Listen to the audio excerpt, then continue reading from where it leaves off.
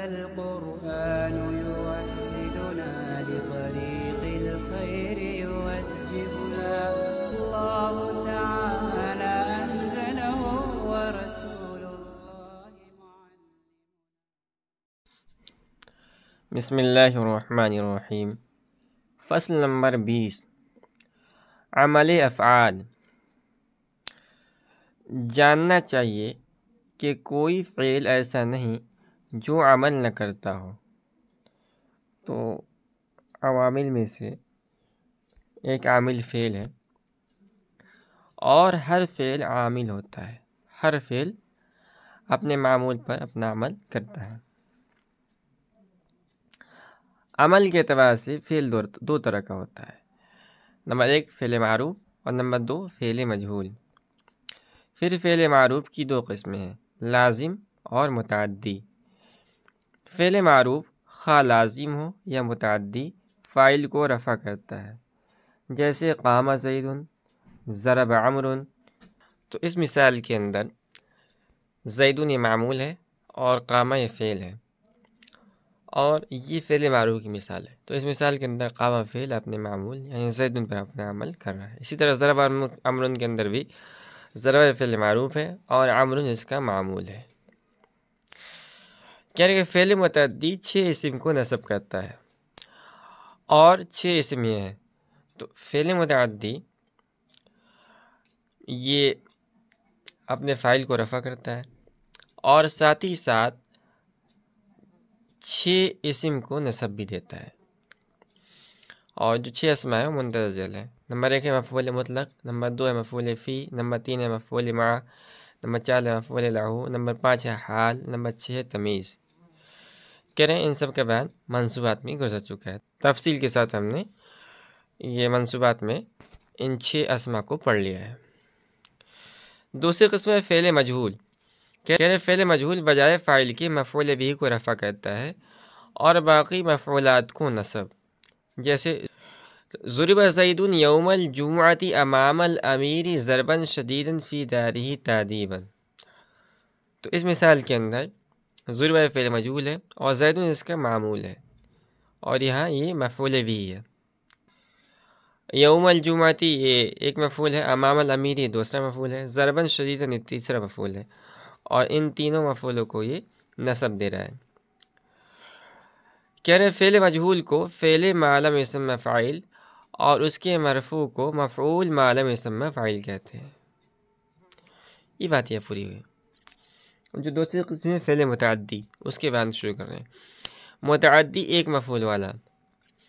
متعدی ایک مفعول والا جیسے ضرب زید عمرا، تو اس میں عمرا یہ مفعول ہے ضرب فعل کا، اور اس کا ایک ہی مفعول ہے۔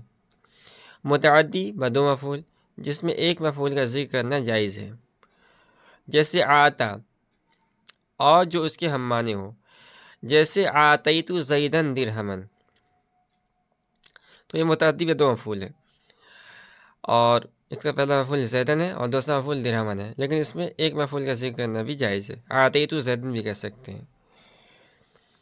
کہہ رہے ہیں یہاں آتیت زیدن بھی جائز ہے۔ اس کے بعد تیسری قسم متعدی 2 مفعول والا، یعنی متعدی بدو مفعول جس میں ایک مفعول لانا جائز نہیں ہے، اور یہ افعال قلوب ہیں۔ اب افعال قلوب کو اس شعر کے اندر بیان کیا گیا ہے۔ رأیت اور وجدت اور علمت اور زعمت ہے، رأیت اور وجدت اور علمت اور زعمت، پھر حسبت اور خلت اور ظننت بے خطا۔ 3 پہلے ہیں یقین کے واسطے تو کر یقین، اور 3 آخر کے ہیں شک کے لیے بے شک دلا۔ درمیاں شک اور یقین کے ہیں جو فعل مشترک ہے، زعمت درمیاں 6 کے جو ہے اوپر لکھا۔ تو افعال قلوب کو ان اشعار کے اندر ذکر کیا گیا ہے، اور ساتھ ہی ساتھ ان کا مختصراً تعارف کرا دیا گیا ہے کہ اس میں سے کچھ یقین کے لیے ہیں، کچھ شک کے لیے ہیں، اور کچھ ان دونوں کے درمیان شک اور یقین کے درمیان معنی دیتے ہیں۔ اب مثال سے سمجھا رہے ہیں۔ یہ سب کے سب جو ہے افعال قلوب ہیں، اور یہ متعدی میں 2 مفعول ہیں، لیکن ان افعال کے ایک مفعول کو صرف ذکر کرنا جائز نہیں، دونوں مفعول کو ذکر کرنا پڑے گا۔ رأیت سعیدا ذاہبا، رأیت فعل ہے اور سعیدا اس کا پہلا مفعول ہے اور ذاہبا دوسرا مفعول ہے، تو یہاں صرف یہ نہیں کہہ سکتے رأیت سعیدا، دوسرا مفعول بھی ذکر کرنا پڑے گا۔ وجدت رشیدا عالما، علمت عمرا امینا، زعمت اللہ غفورا، یہاں پر زعم افعال قلوب میں سے اور یہاں یقین کے معنی دے رہا ہے۔ زعمت الشیطان شکورا، یہاں پر زعم یہ شک کے معنی دے رہا ہے۔ حسبت زیدا فاضلا، خلت خالدا قائما، ظننت بکرا نائما، اس کا متعدی بستے مفعول، اور یہ ہیں عالم، ارا، انبأ، اخبر، خبر، نبأ، حدث، تو ان میں فعل کے 3 مفعول ہوتے ہیں، جیسے علمت زیدا عمرا فاضلا، عالم فعل ہے، زیدا یہ پہلا مفعول ہے، عمرا دوسرا مفعول ہے، فاضلا یہ تیسرا مفعول ہے۔ اسی طرح ارأیت عمرا خالدا نائما، کہہ رہے ہیں یہ سب مفعولات مفعول بھی ہیں۔ اس کے بعد جو ہے افعال ناقصہ، یہ افعال باوجود لازم ہونے کے تنہا فاعل سے تمام نہیں ہوتے، یعنی افعال ناقصہ یا فعل ناقص یہ فعل متعدی نہیں ہوتے، فعل لازم ہوتے ہیں، لیکن اس کے باوجود یہ صرف فاعل پر یعنی اپنے اسم پر صرف اپنے اسم سے مکمل نہیں ہوتے، بلکہ ان کے خبر کی ذکر کرنے کی بھی ضرورت پڑتی ہے، بلکہ خبر کے بھی محتاج ہوتے ہیں۔ اسی وجہ سے ان افعال کو افعال ناقصہ کہتے ہیں۔ یہ جملہ اسمیہ میں مسند الیہ کو رفع اور مسند کو نصب کرتے ہیں، اور ان کی تعداد 13 ہے۔ یہاں پر افعال ناقصہ کو ذکر کیا جا رہا ہے۔ کانا، سارا، اصبح، امسا و اضحیٰ، ظل، باتا، ما برح، ما دام، من فک، لیسا ہے، اور ما فتح۔ ایسے ہی ما زالہ پھر افعال نکلے ان سے جو ہے وہی ان کا عمل جو اصل 13 کا لکھا، یعنی ان افعال کا جو عمل ہے وہ یہ کہ اپنے اسم کو رفع اور خبر کو نصب دیتے ہیں۔ اب یہاں نیچے مثال ہے ہر ایک کی۔ کانا زید قائما، کانا فعل ناقص ہے، زید اس کا اسم ہے جو کہ مرفوع ہے، قائما اس کی خبر ہے جو کہ منصوب ہے، تو یہ صرف اپنے اسم سے مکمل نہیں ہوتے، کیا کہہ لیجیے فاعل سے مکمل نہیں ہوتے بلکہ خبر کے محتاج ہوتے ہیں، اسی وجہ سے ان کا افعال ناقصہ کہا جاتا ہے۔ اسی طرح یہ ساری مثالیں ہیں۔ صارت الطین خزفا، اصبح زید غنیا، اضحى زید حاکما، امسى عمرو قائما، ظل بکر کاتبا، بات خالد نائما۔ اجلس ما دام زید جالسا، اس میں ما دام یہ فعل ناقص ہے۔ ما برح خالد صائما، من فک وحید عاقلا، ما فتح سعید فاضلا، اس کے اندر ما فتح فعل ناقص ہے۔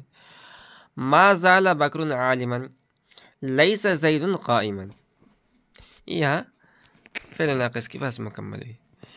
آگے افعال مقاربہ، ان کی تعداد 4 ہے جو افعال مقارب مثل ناقص ان کو جان، 4 ہیں وہ اوشکا، کادا، کربا، دیگر عصا، رفع دیتے اسم کو ہیں اور خبر کو و نصب ہے یہی ان کا عمل، تو کرنا شک اس میں ذرا۔ تو افعال مقاربہ کی تعداد 4 ہے اور ان کا عمل یہ ہے کہ یہ اپنے اسم کو رفع اور خبر کو نصب دیتے ہیں۔ اب مثال لیں گے۔ عسى زید ان یخرج، عست المرأة ان تقوم، کاد عمرو یذهب، کرب خالد یجلس، اوشک بکر ان یجیء۔ یہ سب کے سب مثالیں واضح ہیں کہ اب فعل مقارب جو ہیں یہ اپنے اسم کو رفع اور خبر کو نصب دے رہے ہیں۔ اس کے بعد افعال مدح و ضم، یہ بھی 4 ہے۔ 4 فعل مدح و ضم ہیں رافع اسماء جنس اور ہے وہ بیسا، ساء، نعمہ، چوتھا حبذا۔ کہہ رہے ہیں بیسا ساء ہے برائے ضم، بچو ان سے مدام تاکہ دنیا اور عقبہ میں تمہارا ہو بھلا، ہے برائے مدح نعمہ حبذا اے جان من، پس کرو تم فعل قابل مدح کے صبح و مسا۔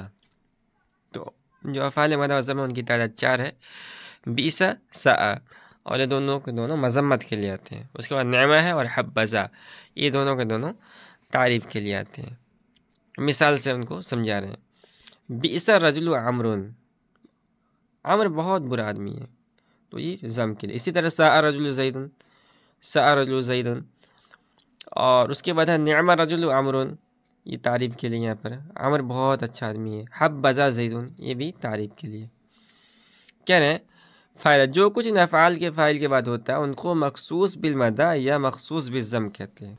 جیسے بئس الرجل عمرو کے اندر عمرون یہ ہو گیا مخصوص بالضم، اس لیے کہ فعل بئس فعل ضم ہے اور الرجل اس کا فاعل ہے، تو عمرون کو کہا جائے گا مخصوص بالضم۔